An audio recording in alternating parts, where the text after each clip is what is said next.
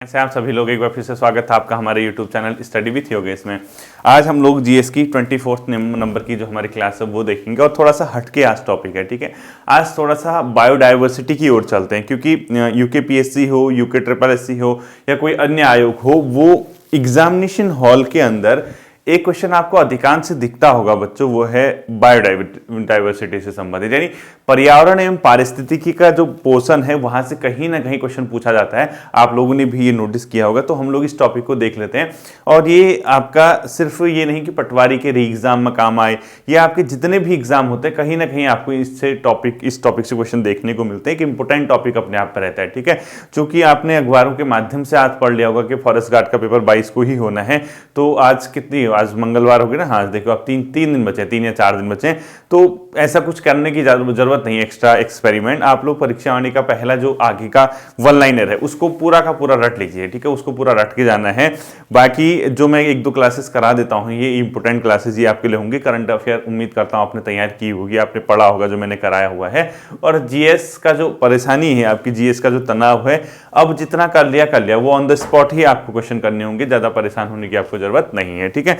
तो आप लोग हेडिंग डाल दीजिए जैव विविधता, ठीक है। इससे संबंधित हम कुछ महत्वपूर्ण प्रश्न करते हैं और ये हमेशा से इंपॉर्टेंट रहा है, ठीक है। बायोडाइवर्सिटी, जैव विविधता, इसका क्या मतलब हुआ आप लोग जानते हैं। पादप हो गए और जंतु हो गए, उनकी जो प्रजातियां हैं उनमें अगर विविधता पाई जाती है, यानी अनेक प्रकार की प्रजातियां पाई जाती है पारिस्थितिक तंत्र में, वो किससे संबंधित है, अपने आप में जैव विविधता से संबंधित रहता है, ठीक है। देखो सबसे पहले इसकी डेफिनेशन, किसी पर्यावरण में विभिन्न प्रजातियों की श्रेणी, ठीक है।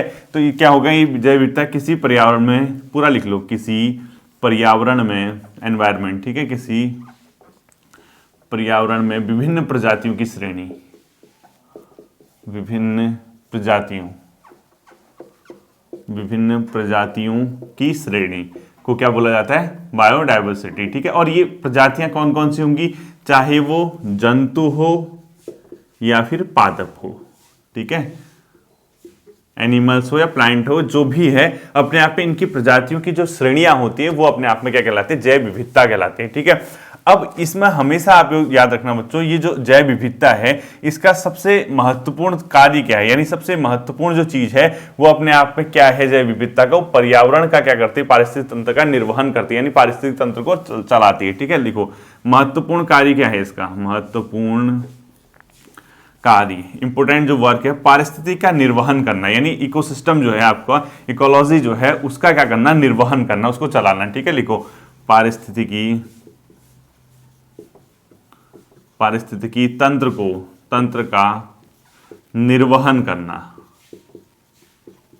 इसका महत्वपूर्ण कार्य। दूसरा, बायोडाइवर्सिटी यानी जैव विविधता शब्द का सबसे पहले प्रयोग किसने किया, लिखो जैव विविधता यानी बायोडाइवर्सिटी शब्द का प्रयोग, पूरा लिखना है, ठीक है। जैव विविधता शब्द का सबसे पहले प्रयोग किसने किया, ये इंपॉर्टेंट क्वेश्चन रहता है अपने आप पे। जैव विविधता शब्द का सबसे पहले प्रयोग किसने किया, वाल्टर जी रोसेन द्वारा इसका प्रयोग किया गया था, ठीक है। वाल्टर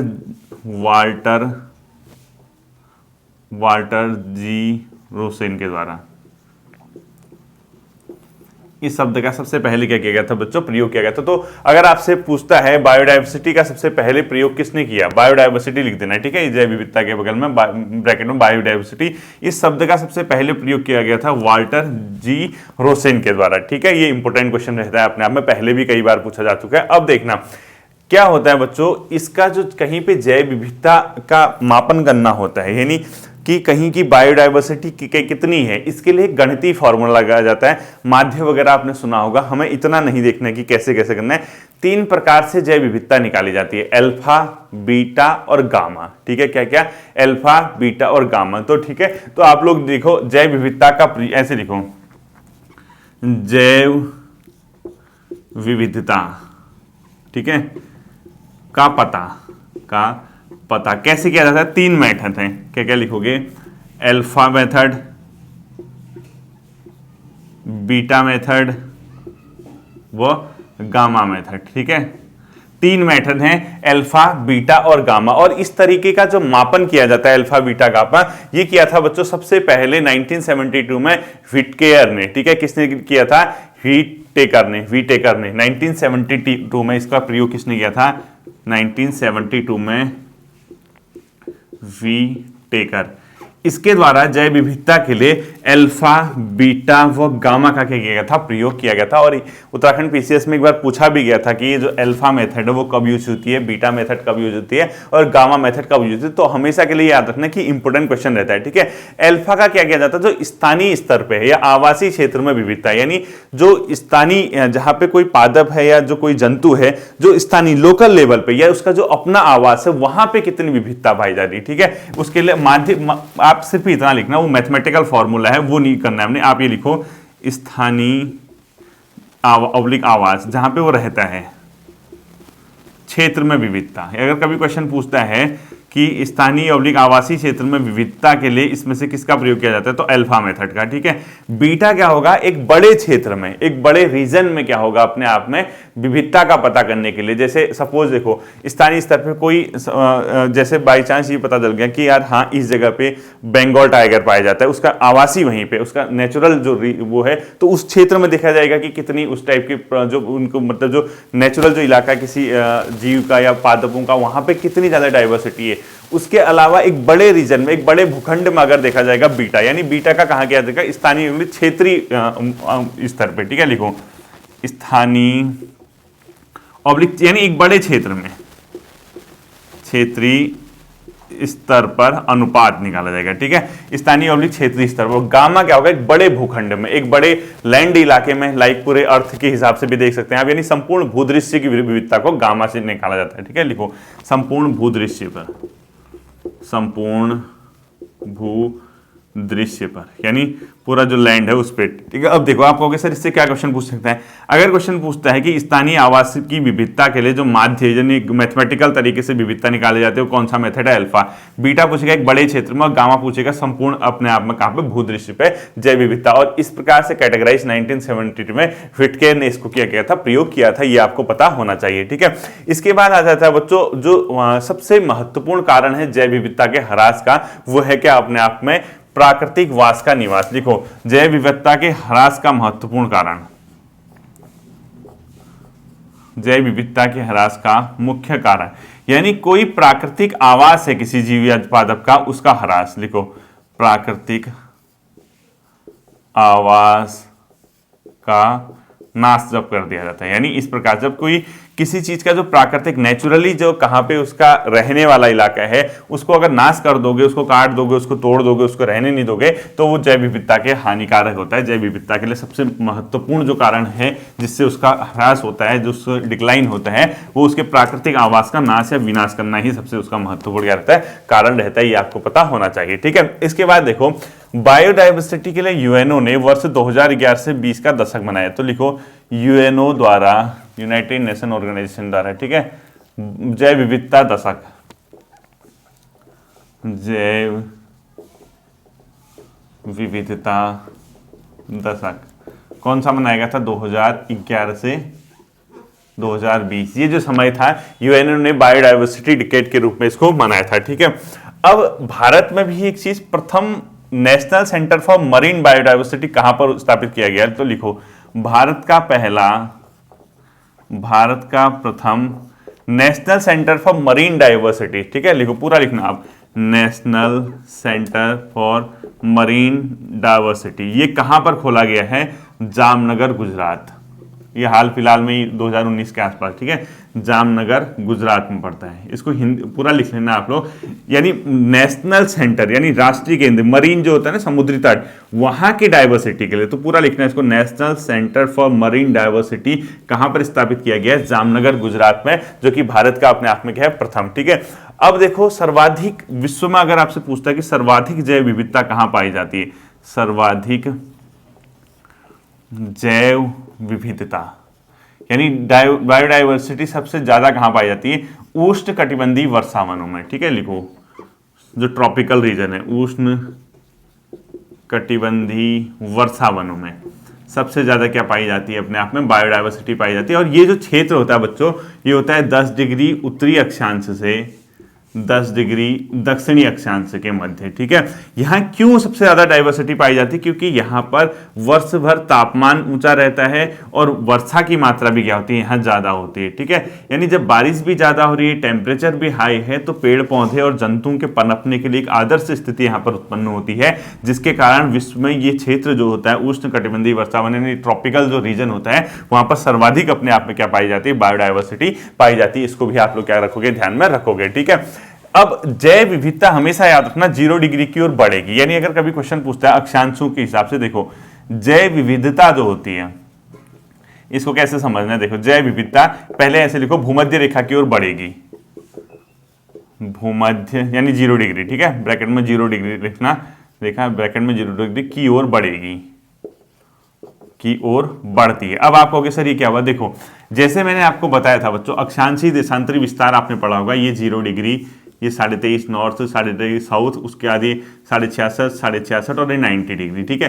तो जब 0 डिग्री की ओर आओगे आप, 0 डिग्री की ओर, क्योंकि तापमान भी ज्यादा रहता है, वर्षा भी ज्यादा होती है, यहां से 0 डिग्री की ओर आओ या यहां से 0 डिग्री की ओर आओ, कहीं से भी आओ, आपकी डाइवर्सिटी जो है इस रीजन में जो है बढ़ेगी अन्य की कंपेरिजन। यानी आप भूमध्य रेखा से दूर जाओगे तो आपकी बायोडाइवर्सिटी क्या होती रहेगी, कम होती रहेगी, और भूमध्य रेखा के पास आओगे तो बायोडाइवर्सिटी बढ़ जाएगी। इसको ध्यान में रखना है, ठीक है। ऐसे ही भारत में एक इलाका है शांत घाटी, केरला में पड़ता है, वहां पर सर्वाधिक बायोडाइवर्सिटी पाई जाती है। देखो साइलेंट वैली कहां पाई जाती है, शांत घाटी कहां स्थित है, लिखो केरल में है, और यहां पर सबसे ज्यादा सर्वाधिक बायोडाइवर्सिटी भारत की इसी रीजन में पाई जाती है, ठीक है। सर्वाधिक जैव विविधता यहीं पाई जाती है भारत में, जैव विविधता क्या है, सर्वाधिक इसी रीजन में भारत में पाई जाती है, और शांत घाटी कहाँ है, केरला में, इसको ध्यान रखना। और इसके अलावा ये भी पता होना चाहिए आपको, पश्चिमी घाट में भी, पश्चिमी घाट भारत का जो वेस्टर्न घाट है, यहाँ पर भी जैव विविधता क्या है, बहुत ऊंची है, ठीक है। जैव विविधता बहुत अधिक यहाँ पर भी क्या होती है, पाई जाती है भारत में, पश्चिमी घाट के इलाके में, वेस्टर्न घाट जो होता है, ठीक है। अगला देखना, इसके बाद आता है बच्चों, भारत में कुछ जैव विविधता के हॉटस्पॉट स्थल हैं, यानी अपने आप में संवेदनशील स्थल है, जिसको आप लोग कह सकते हो। ये क्वेश्चन भी पूछे जाते हैं हमेशा से, मैंने इसको क्रैश कोर्स के अंदर भी आपको कवर करवाया था, अगर आपने ध्यान होगा, और पटवारी का जो पेपर लीक हुआ उसमें ये क्वेश्चन भी आया था, ठीक है। लिखो जैव विविधता के हॉटस्पॉट स्थल, भारत में जैव विविधता, बायोडाइवर्सिटी के हॉटस्पॉट स्थल, ठीक है, इसको संवेदनशील लिखो।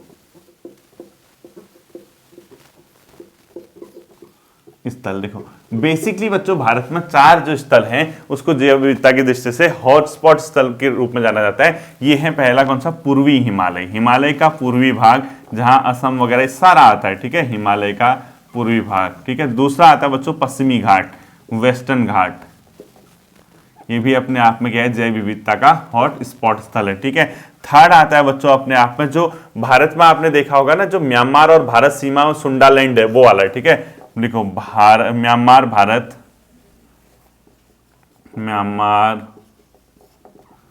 भारत इसकी सीमा की ओर, यानी म्यांमार और जो भारत है इसकी सीमा एवं सुंडालैंड, इसको आप लोग बोलते हैं, जिसके अंदर अपने आप में क्या आता है, अंडमान निकोबार भी आता है, ठीक है, एवं सुंडालैंड, फोर्थ करो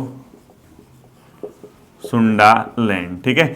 इसी के अंदर अपने आप में क्या कवर होता है, अंडमान एंड निकोबार द्वीप समूह। अगर स्पेशली अंडमान अगर निकोबार पूछेगा तो तब भी हो जाएगा, और ऐसे पूछेगा म्यांमार भारत सीमा या सुंडालैंड जो भी कहेगा, ये भी अपने आप पे क्या होगा, भारत में हॉटस्पॉट स्थल। अब आप होगा हॉटस्पॉट स्थल क्या होता है, हॉटस्पॉट स्थल में बच्चों बायोडाइवर्सिटी अच्छी खासी होती है, लेकिन उसके साथ साथ ये भी खतरा रहता है कि संवेदनशील इलाके हैं, इनके विलुप्त होने के खतरे बने हुए हैं, इनके लुप्त होने का जो है एक खतरा है वो बना हुआ है, ये भी अपने आप में ध्यान रखने वाली बात है। तो वो स्थल क्या कहलाता है अपने आप में, बायोडाइवर्सिटी के हॉटस्पॉट, यानी अपने आप में तप्त स्थल भी कहलाता है, ठीक है। इसको तप्त भी लिख लो, कहीं हिंदी में पूछ दिया वहां भी खुश हो गया आगे, तप्त स्थल भी अपने आप में इसको क्या कहा जाता है, कहा जाता है, ठीक है। इसके अलावा देखना आप लोग, जो हॉटस्पॉट का कॉन्सेप्ट दिया था वो शब्द जो था नॉर्मन मायर्स ने दिया था, ठीक है। इस शब्द का प्रयोग नॉर्मन मायर्स, शब्द प्रयोग लिखो, नॉर्मन मायर्स, नॉर्मन मायर्स के द्वारा इस शब्द का प्रयोग किया गया था, ध्यान रखना 1988 में, ठीक है। कौन सा, वो ये बायोडाइवर्सिटी के लिए हॉटस्पॉट शब्द का जो प्रयोग किया गया था, ठीक है। अब देखना पश्चिमी घाट में आपको बता दिया मैंने। नेक्स्ट क्वेश्चन, भारत में वनस्पति शास्त्रियों का स्वर्ग किसको कहा जाता है? सिक्किम को, ठीक है, क्योंकि सिक्किम जो है पूर्वी हिमालय का भाग है, तो वनस्पति शास्त्रियों का स्वर्ग कहा जाता है। लिखो, वनस्पति शास्त्रियों का स्वर्ग किसको कहा जाता है? सिक्किम को कहा जाता है। भारत में नोट करके लिख लेना, क्योंकि ये जो है पूर्वी हिमालय का भाग है और यहाँ पर वनस्पतियों की बहुत ज़्यादा डाइवर्सिटी पाई जाती है, इसीलिए इनको रिसर्च वगैरह करने में क्या होता है, अपने आप में एक मतलब हेल्प मिलती है, ठीक है। अब कभी कभी जनरल क्वेश्चन पूछ देता है, यानी जनरल क्वेश्चन का मतलब जो आपको ऑन द स्पॉट वहीं पर करना होता है। लाइक जैव विविधता जो होती है, बायोडाइवर्सिटी होती है, उसके संकट उत्पन्न होने के मुख्य कारण क्या है, ठीक है, यानी किस किस चीज़ से जैव विविधता को संकट उत्पन्न हो सकता है। तो क्वेश्चन लिखो, जैव विविधता को संकट, यानी कौन से ऐसे कॉज हैं जिसके कारण जैव विविधता को संकट उत्पन्न हो सकता है, ये भी आप लोगों को पता होना चाहिए। पहला लिखो, इनके अगर आप सबसे महत्वपूर्ण कारण है प्राकृतिक आवास का नाश, यानी जो बायोडाइवर्सिटी है, उसके जो जीव हैं या जो पादप हैं, उनके प्राकृतिक आवास का अगर आप नाश कर दोगे तो वो सबसे बड़ा कारण होता है कि वो क्या हो जाए, खत्म हो जाए। इसके अलावा प्रदूषण, पर्यावरणीय प्रदूषण, ये भी नुकसान करता है क्योंकि इससे कम होती है। इसके अलावा आप उनके फॉरेस्ट को अगर खत्म करोगे, वनों का नाश, कहाँ जाएंगे फिर वो, ठीक है, वनों का नाश। इसके अलावा आप लोग लिखो वैश्विक तापन, ग्लोबल वार्मिंग, वैश्विक तापन, ग्लोबल वार्मिंग, ठीक है, वैश्विक तापन। और इसी प्रकार से एक और लिख लीजिए अंतिम, वो है विदेशी जाति का संक्रमण। जब किसी आवास में विदेशी जाति आ जाती है तो वो उनके साथ संघर्ष की स्थिति उत्पन्न हो जाती है, यानी विदेशी जाति का संक्रमण, ठीक है। बाकी आप कॉमन सेंस के हिसाब से बता देना, बना लेना, अगर इनके अलावा हटके ऑप्शन आता है तो क्या क्या हो सकता है करके वो आप लोग खुद ही वहां पे तय कर लोगे, ठीक है। अब देखो, जैव विविधता को जब नुकसान होता है बच्चों, उसके संरक्षण के लिए भी प्रयास किए जाते हैं। अब उसके संरक्षण के लिए दो तरीके होते हैं, ये इंपॉर्टेंट क्वेश्चन है, इसको ध्यान रखना, ठीक है। देखो, जैव विविधता का संरक्षण यानी कैसे उसको बचाया जाए, जैव विविधता का संरक्षण कैसे, आखिर हम जैव विविधता को संरक्षित करें, कैसे बचाएं। इसके लिए बच्चों दो तकनीक उत्पन्न की जाती है, यानी दो तकनीक, यानी दो तरीके के इसके अपने क्या है, प्रयोग हैं। एक बोलता है बच्चों स्वस्थानीय होता है, एक होता है अपने आप में, देखो क्या पहले को स्वस्थानीय, स्वस्थानीय, ठीक है, यानी इसको इंग्लिश में बोलते हैं बच्चों इन सीटू, क्या ब्रैकेट में लिखो, इन सीटू, ठीक है। दूसरी को बुलाता है बाह्य स्थानीय, यानी एक्स सीटू, बाह्य स्थानीय, इसको बोला जाता है एक्स सीटू, ठीक है। ये बायोडाइवर्सिटी को अगर आप कंजर्व करना चाहते हैं, संरक्षित करना चाहते हैं, उसके लिए दो तकनीकी अपनाई जाती है। एक को बोला जाता है स्वस्थानीय इन सीटू, दूसरी को बोला जाता है बाह्य स्थानीय। इसमें क्या होगा, जो कोई जीव या पादप है जहां उसका नेचुरल यानी प्राकृतिक आवास है, वहीं पे उसको अगर आप संरक्षित करते हैं। लाइक अगर कोई चीज कहीं पे पाई जाती है, सपोज कोई एक ऐसा इलाका है जो हमारे कुमाऊं हिमालय में पाया जाता है, वो बृहत मात्रा में कुमाऊं हिमालय में पाया जाता है, तो अगर हम कुमाऊं हिमालय के इलाके को ही पूरा संरक्षित कर दें उसको बचाने के लिए, तो वो स्वस्थानीय हो जाएगा, यानी उसको वहीं पे आपने संरक्षित कर दिया जहां वो पाया जा रहा है। दूसरा बाह्य स्थानीय, उसको वहां से उठा के कहीं दूसरी जगह शिफ्ट कर दिया और वहां पे उसको अगर आप संरक्षित करने की कोशिश कर रहे हो तो बाह्य स्थानीय होते हैं। इसके एग्जाम्पल पूछता है, ठीक है। देखो, स्वस्थानीय में जैसे आपने कोई जीवमंडल आरक्षित बना दिया, जीवमंडल सुने होंगे ना, भारत में कितने जीवमंडल आरक्षित हैं, ये किसका एग्जाम्पल हो गया, जीवमंडल आरक्षित अपने आप में स्वस्थानीय का एग्जाम्पल हो गया, ठीक है। इसी प्रकार से आपने सुना होगा राष्ट्रीय पार्क, वन्य प्राणी अभ्यारण्य, ये सब के सब लिखो। नेशनल पार्क सुना होगा, जैसे कॉर्बेट नेशनल पार्क, ये सब, ठीक है, राष्ट्रीय पार्क। और इसके अलावा वन्य जीव अभ्यारण्य लिखो, वन्य प्राणी अभ्यारण्य, वन्य प्राणी अभ्यारण्य, अभ्यारण्य, ये क्या हो गया अपने आप में बच्चों, एक प्रकार के स्वस्थानीय, यानी इनको वहीं पे संरक्षित कर दिया गया जहां ये पाए जाते हैं। अगर क्वेश्चन कभी पूछता है इनमें से कौन सा एक स्वस्थानीय जैव विविधता के संरक्षण का तरीका है, तो जीवमंडल आरक्षित, राष्ट्रीय पार्क, वन्य प्राणी अभ्यारण्य, ये सब के सब किसके हो गए, स्वस्थानीय के हो गए, ठीक है। इसके बाद सेकंड लिखो बाह्य स्थानीय। इसके अगर चाहो तो आप लोग ब्रैकेट में लिखो स्वस्थानीय के जीव ऑब्लिक पादपों को उनके प्राकृतिक आवास पर संरक्षित करना, जीव ऑब्लिक, या ऐसे लिखो, जीव ऑब्लिक पादप को उनके प्राकृतिक आवास, नेचुरल हैबिटेट, ठीक है, उनके प्राकृतिक आवास पर कंजर्व करना, ठीक है, यानी संरक्षित करना। बाह्य स्थानीय क्या हो जाएगा बच्चों, जीव ऑब्लिक पादप को उनके प्राकृतिक आवास के बदले किसी दूसरे स्थान पे, XC2 बाह्य, ठीक है, तो इसके ब्रैकेट में लिखो किसी अन्य स्थान पर संरक्षण, यानी प्राकृतिक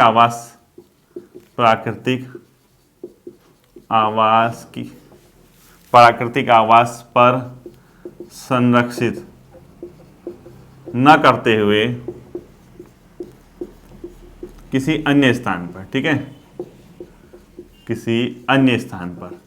अब देखो आप लोग कहोगे सर इसका एग्जांपल, जैसे आपने जीन बैंक सुना होगा, जीन वगैरह ना, जीन रखे जाते हैं, जीन बैंक जहां अलग अलग उसके पादप हो गए या जंतु जीन होता है, तो जीन बैंक इसका एग्जांपल हो गया। इसी तरीके से आप लोग लिख लीजिए उत्तक संवर्धन केंद्र, वानस्पतिक उद्यान, सब वही है, ठीक है, लिखो एक उत्तक संवर्धन जो सेल है ना, उत्तक संवर्धन केंद्र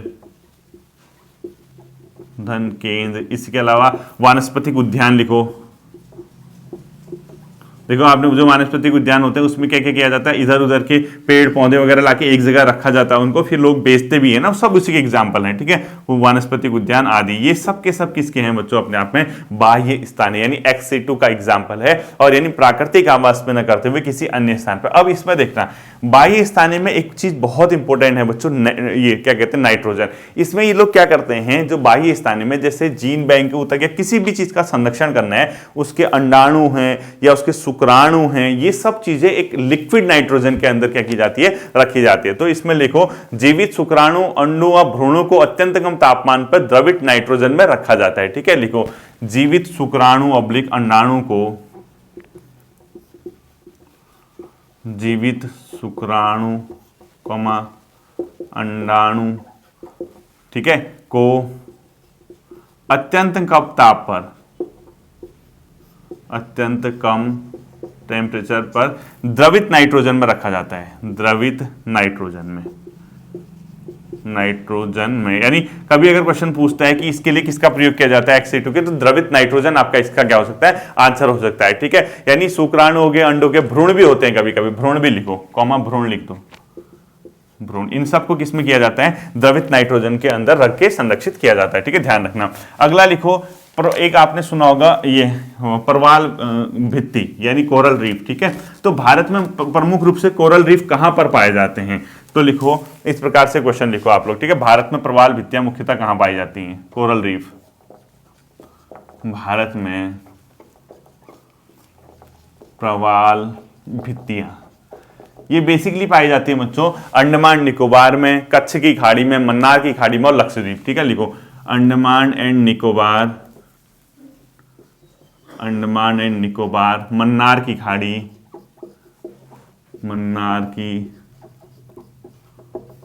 कच्छ की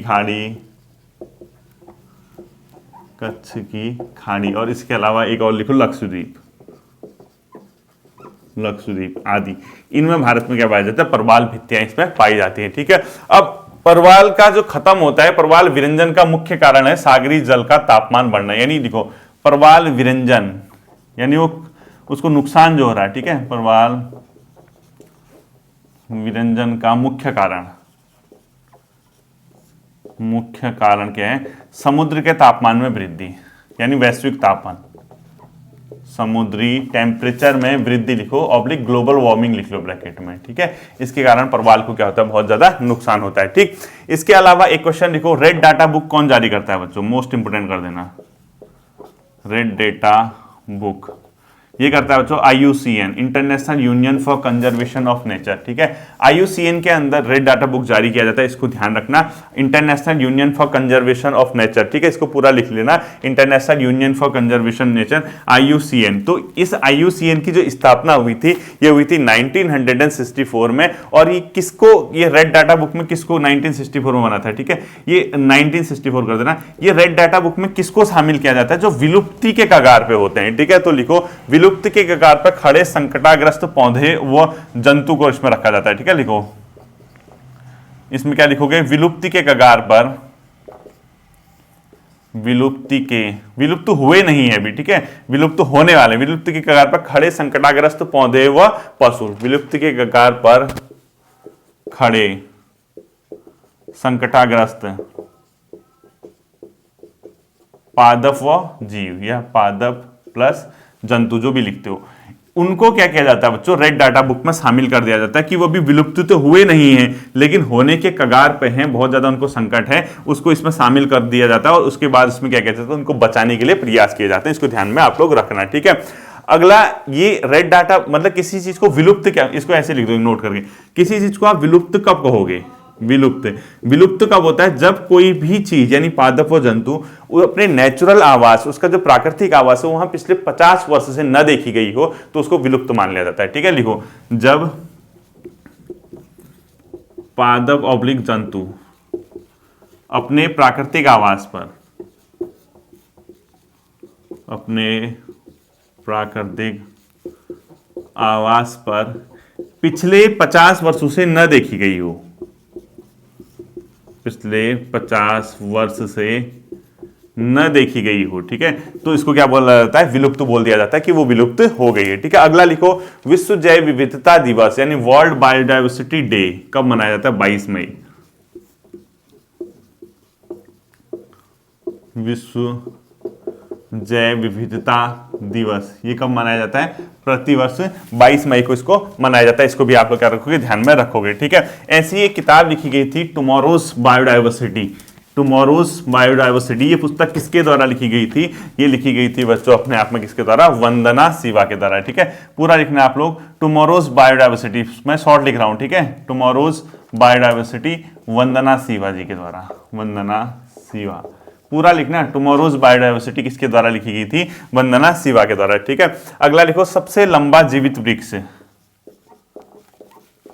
सबसे लंबा जीवित वृक्ष सिकोया, कौन सा है सबसे लंबा जीवित वृक्ष, वो है सिकोया, ठीक है। इसको भी ध्यान में रखना, सबसे लंबा जीवित वृक्ष कौन सा है, सिकोया है। ये भी अपने आप में क्या रहता है, इंपोर्टेंट क्वेश्चन रहता है, ठीक है। अगला लिखो, कार्टाजेना प्रोटोकॉल, क्या लिखोगे, कार्टाजेना प्रोटोकॉल में भारत ने कब साइन किए, प्रोटोकॉल। वैसे ये है किस चीज के लिए कार्टाजेना प्रोटोकॉल, ये जैव सुरक्षा से संबंधित है बच्चों, भारत ने इसमें 2001 में हस्ताक्षर किए, ठीक है। जैव सुरक्षा, जैव सुरक्षा, और भारत के हस्ताक्षर लिखो, भारत ने इसमें हस्ताक्षर ये किए गए थे जनवरी 2021 में, ठीक है ना, 2021 नहीं 2001, जनवरी 2021 में भारत ने इसमें जैव सुरक्षा पे साइन किए गए थे। 23 जनवरी डेट भी लिखना है, ठीक है। भारत में जैव विविधता एक्ट, मोस्ट इंपोर्टेंट कर देना इसको, भारत मोस्ट इंपोर्टेंट, भारत में जैव विविधता अधिनियम, मोस्ट से मोस्ट इंपोर्टेंट, भारत में जैव विविधता एक्ट, मोस्ट इंपोर्टेंट कर देना बच्चों, ये है दिसंबर 2002 का, मोस्ट इंपोर्टेंट कर देना, दिसंबर 2002, 11-12 दिसंबर 2002 को आया था ये, दिसंबर 2002 का मोस्ट इंपोर्टेंट कर देना। 11-12 दिसंबर जो भी लिखते हो ब्रैकेट में, 11-12 दिसंबर 2002 कर देना इसको, भारत में जैव विविधता अधिनियम, ठीक है। अगला लिखो, भारत का राष्ट्रीय जैविक विविधता प्राधिकरण कहां पे है, भारत में राष्ट्रीय जैविक विविधता प्राधिकरण, भारत में राष्ट्रीय जैव विविधता प्राधिकरण, नेशनल बायोडाइवर्सिटी, ठीक है, अथॉरिटी, प्राधिकरण, ये है बच्चों चेन्नई में, चेन्नई में 2003 में ये इस्टेब्लिश किया गया था, 2003 में चेन्नई में ये अवस्थित है, ठीक है। और जैव विविधता की नीति व कानून बनाने के लिए भी चेन्नई में एक सेंटर खोला गया है भारत के द्वारा, इसको भी ध्यान रखना, जैव विविधता नीति व कानून बनाते हेतु सेंटर लिखो, नीति प्लस कानून केंद्र भारत का कहां पर है, चेन्नई में ही है भी, ठीक है। नॉर्वे के सहायता से इनने बना रखा है, चेन्नई में लिख देना इसको, ये भी अपने आप में क्या पता पूछ दे आपसे, ठीक है। लास्ट के क्वेश्चन लिखो, एक लिखो, रामसर सम्मेलन किस चीज से संबंधित है, आर्द्र भूमि से, ठीक है, आर्द्र भूमि संरक्षण, रामसर सम्मेलन ये किससे है, वेटलैंड, आर्द्र भूमि के संरक्षण, ब्रैकेट में लिखो वेटलैंड, ठीक है। रामसर सम्मेलन हुआ था 2 फरवरी 1971 में, ठीक है। रामसर कहाँ पड़ता है, ईरान में पड़ता है, और इसका काम क्या है, मुख्य आर्द्र भूमि के संरक्षण यानी वेटलैंड के संरक्षण के लिए, इसीलिए प्रतिवर्ष वेटलैंड दिवस मनाया जाता है 2 फरवरी को, वेटलैंड दिवस कब मनाया जाता है, 2 फरवरी को, ठीक है। और भारत में कितने रामसर साइट हैं ये आपको लेटेस्ट अपडेट करना है अभी, ठीक है। भारत में रामसर साइट, ये करंट अफेयर से नेट से चेक कर लेना है, ठीक है। रामसर साइट की संख्या कितनी है ये पता होना चाहिए, लेकिन उत्तराखंड का एकमात्र रामसर साइट आपको पता है आसन, उत्तराखंड का एकमात्र रामसर साइट, रामसर साइट कौन सा है, आसन वेटलैंड लिखो, आसन, ठीक है। और ये कब बना था, 2020 है ना, चेक कर लेना, 2020 में आसन जो है 38वां 39वां ऐसा ही था, एकमात्र रामसर साइट है उत्तराखंड में, ये भी ध्यान रखना है, ठीक है। रामसर सम्मेलन जो है बच्चों पूर्ण रूप से क्रियान्वित हुआ 1975 में, पूर्ण रूप से लागू, क्रियान्वयन, ठीक है, क्रियान्वयन 1975 से इसका पूर्ण रूप से क्या होता है, क्रियान्वयन हुआ था, ये भी आप लोग क्या रखोगे, ध्यान में रखोगे, ठीक है। इसके बाद लास्ट क्वेश्चन लिखना है आपको, टैरिफ की स्थापना कब हुई थी, ऐसे लिखो, मैं बताता हूँ, TRAFFIC, ये हुआ था 1976, ठीक है। ये क्या करता है बच्चों, ये है trade related analysis of, trade related analysis of फोना एंड फ्लोरा, फोना एंड फ्लोरा इन कॉमर्स, ठीक है। यानी जो कॉमर्स है, यानी जो व्यापार है, जो वाणिज्य है, उसके क्षेत्र में ट्रेड रिलेटेड कितना ज्यादा व्यापार कर रहे हैं, किस चीज के, जो फ्लोरा एंड फ्यूना है, ठीक है, इस चीज का ध्यान रखना आप लोग। यानी ट्रेड रिलेटेड एनालिसिस ऑफ फोना एंड फ्लोरा इन कॉमर्स, फोना एंड फ्लोरा इन कॉमर्स, तो ये अपने आप पे टैरिफ की स्थापना, ट्रैफिक की स्थापना कब हुई थी, 1976 में। ये क्या करता है, जो हमारे वो वनस्पति हैं या जो जीव है, उनका कितना ज्यादा ये व्यापार कर रहे हैं, अवैध व्यापार कर रहे हैं, उसके लिए काम करता है, गैर सरकारी संगठन है, 1976 में इसकी स्थापना हुई थी। तो ये बायोडाइवर्सिटी से संबंधित कुछ महत्वपूर्ण पहलू, महत्वपूर्ण फैक्ट आपके एग्जाम की दृष्टि से